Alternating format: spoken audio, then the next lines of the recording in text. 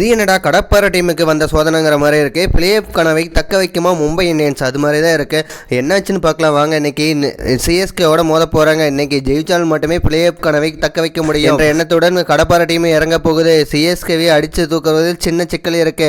மும்பை பக்கம் வந்து பேட்டிங் நல்லா தான் இருக்கு, ஆனால் பவுலிங் பக்கம் பார்த்தீங்கன்னா சுத்தமாக இல்லை. ட்ரெண்ட் பவுலரும் சரி, ஜஸ்பிரீத் பும்ரா பும்ரா ரெண்டு பேருமே சொதப்பிட்டு தான் இருக்காங்க. இது வரைக்கும் பும்ரா 2 விக்கெட் மட்டுமே எடுத்திருக்காங்க. போல்டு சரியாகவே போடலை. மும்பை இந்தியன்ஸுக்கும் சரி, சிஎஸ்கேவும் சரி, இனி வரக்கூடிய அனைத்து மேட்சுமே ஜெயித்தால் மட்டுமே பிளே ஆஃப் கனவை தக்க வைக்க முடியும். பங்காளி சண்டை இருக்கட்டும். இன்னைக்கு பங்காளி சண்டை என்ன ஆக போகுதுன்னு தெரியல. ஏற்கனவே ஒரு மேட்சும் பங்காளியே வந்து சென்னை அடித்து தூக்கிட்டாங்க, மும்பையை தோக்கடிச்சிட்டாங்க சென்னை. அதுங்க வர மாதிரி தான் இருக்கு. வெறித்தனமான ஆட்டம் இன்னைக்கு இருக்க போதே. ஐபிஎல்னாவே பங்காளி மேட்ச் தான். மே 2ஆம் தேதி இன்னைக்கு நடக்க போகிற மேட்ச்சில் யார் ஜெயிக்க போகிறாங்கன்னு தெரியல. செம்ம இன்ட்ரெஸ்டிங்காக இருக்க போகுது. அதுவும் சேப்பாக்கத்தில் நடக்க போகுது இந்த மேட்ச்சு. அனைவரும் கவனத்தை இருக்காங்க. அது மட்டும் இல்லாமல் தோனி இன்னைக்கு ப்ராக்டிஸ் மேட்ச் விளையாண்டுட்டு இருந்தார். ஒவ்வொரு மேட்சும் இப்படி தான் நம்மளை ஏமாற்றிட்டு இருக்காங்க. ஆனால் இன்னைக்கு விளையாடுவாரா என்னன்னு தெரியல. வெயிட் பண்ணி தான் பார்த்தாகணும். சரி, மும்பை பக்கம் பார்த்தீங்கன்னா பவுலிங் வேஸ்ட்டாக தான் இருக்குது, சொதப்பிட்டாங்க.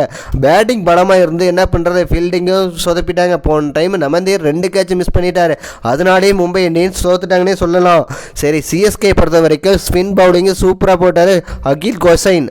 சரி, இந்த டைமும் அதே மாதிரி பவர் பிளேயர்லேயே கொண்டு வந்து மும்பையே தூக்குவாங்களா, அப்படியே வெயிட் பண்ணி தான் பார்த்தாங்க. மும்பையும் சரி, சிஎஸ்கேவும் சரி, 2 பேருமே மேலே ஒவ்வொரு மேட்சும் அதிரடியாக விளையாண்டு தான் ஆகணும். ஃபீல்டிங் சொதப்படுறது, பேட்டிங் சொதப்படுறது, பவுலிங் சொதப்படுறது, அது மாதிரிலாம் இருக்கக்கூடாது. எல்லாத்துலேயுமே 2 டீமும் அடிச்சுக்கிற மாதிரி அடிச்சுக்கணும், ஆனால் சேர்ந்துக்கணும், அதுங்கிற மாதிரி தான் இருக்குது.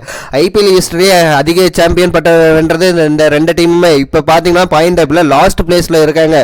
சரி, என்ன வச்சுன்னு பார்க்கலாம். பாயிண்ட் டேபிளில் மும்பை இந்தியன்ஸ் 8 மேட்ச் விளையாண்டு 6 மேட்ச் லாஸ் பண்ணிட்டாங்க. 2 மேட்ச் தான் வின் பண்ணி 8வது பிளேஸில் இருக்காங்க சொல்லணும். சிஎஸ்கே 8 மேட்ச்சில் 3 மேட்ச் வின் பண்ணி 5 லாஸ் பண்ணிட்டாங்க.